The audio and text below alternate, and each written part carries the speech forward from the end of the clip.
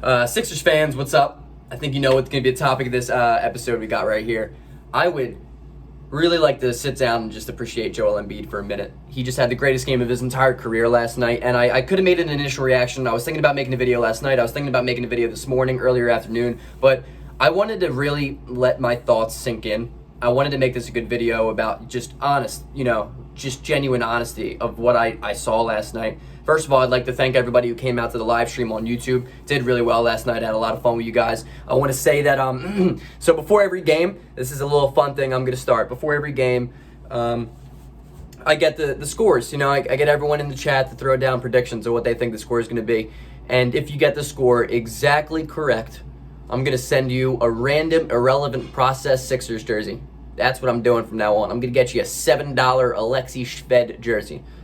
An $8 Arnett Moultrie jersey. That's what's going to go on in the chat now. So come by, stop by. Let's guess the scores. Let's have fun, watch the game together. It was amazing.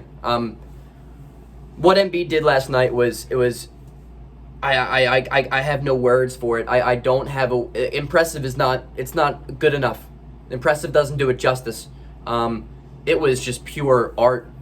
Like, I talk about how LeBron has had a lot of MVP moments this year, and though I've had Joel Embiid as my number one MVP, he just hasn't had as many moments, and last night was his MVP moment. That was the greatest game of his career. He's the only reason we won that game. Tobias Harris stepped up in the fourth and the second half in general, but Embiid had 50 points, man. He had a 50-piece McNugget. Incredible. Honestly, just incredible. That was his MVP moment. That was one of the greatest moments I've ever seen as a Sixers fan. That is the most dominant performance I've ever seen from a Sixers player since AI. And I was a little bit too young to really appreciate AI. And the craziest part about it is, dude, he had 50 points on the Chicago Bulls while being double-teamed and triple-teamed for a good 3/4 of that game. And it didn't matter. It didn't matter. It did not matter. He had 17 rebounds. He crashed the offensive glass. He had energetic rebounds. And the fact that we saw what Embiid was last game, I said he was 45%. Look at what he did last night. He had 50 points, 17 rebounds, and the man went 17 of 26 from the field. And it's not like he only does Rudy Gobert layups and dunks. This man was doing step backs. The step back game to the step back shot to ice it on Thad Young and that help defender, I think it was Denzel Valentine, no big man in the league can do that. No one. Not a single big man in the league can do what Embiid did last night. Phenomenal. 17 of 26 from the field. He went 1 of 2 from 3. The fact he hit 1 3-pointer and he dropped 50 points. Utter ridiculousness. I have nothing but just appreciation towards what I saw last night, because that was just a man at his absolute peak performance that I've ever seen him in his life. And the fact that he can consistently do that, maybe not 50 points, but he can consistently bring that, and he has consistently brought that, is the reason why this man is the MVP this year. He had 15 from 17 from the free throw line. The guy shooting 85% from the line this year. He's 7'1", and he's shooting 85% from the line. There's no beating him. That's the thing with him. There's no way you can beat him. He's going to either get to the line and shoot 85% of free throws, which is basically 9 out of 10. Or he's going to hit a mid-range jump shot, which he's hitting around 60% on your face. Doesn't matter if you have a hand up. It does nothing matters. And if not, you're going to take the shot away. He's just going to drive past you because he's also faster than you. I don't know if you know that, but he's also faster than you. And with Wendell Carter, who's a good defender. Wendell Carter's a good defender, but he's only 6'9", 6'10". Chicago has no one that can guard Embiid. And Embiid made that extremely clear from tip. Oh, did I mention the man has 4 blocks and 2 steals last night? 4 blocks and 2 steals. That's the defensive Embiid that he brought his rookie season, his sophomore season, that he kind of hasn't really statistically put up since then. But last night he did. Last night, and Joel Embiid affected and impacted the game at every single level. Every single level on the offensive game, every single level on the defensive game. Joel Embiid put up the greatest game I've ever seen that man play. The greatest game I've ever seen a Philadelphia 76er play. It was phenomenal. I've never seen anything like that from a Philadelphia 76er. Never. Defensively, he was Rudy Gobert down low. It affected every single shot, whether he blocked it or he didn't. Chicago avoided Embiid at all costs, and that is huge. He had a plus 22 for his end game plus minus. Oh, also, he had 2 turnovers. That man had the ball in his hands for the most majority of the game. All game. He only had 2 turnovers. And Embiid's biggest problem is turning the ball over when he's getting double teamed in the post. And what did Embiid do? He passed the ball well out of the post. He had 5 assists. Tobias Harris stepped up. He had 7 assists. The 2 of them playmaked? Is that playmaked? I don't know. Unreal. He only had 2 turnovers, Embiid, for having the ball in his hands for 80% of that game. The offense ran through Embiid, and he only had 2 turnovers. That was the most perfect performance I have seen from him in my life. And I have never missed a Sixers game. I mean, I'm sure I've missed one, but you get my point.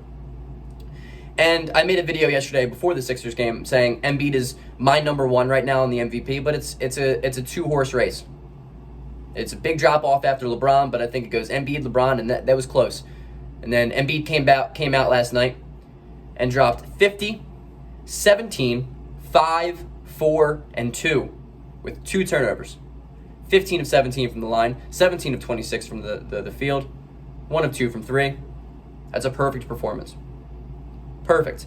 On the season, he's now averaging 31, 11, and 3. And you know what the craziest part about that is? He's 50-40-90. He's a 50-40-90 guy.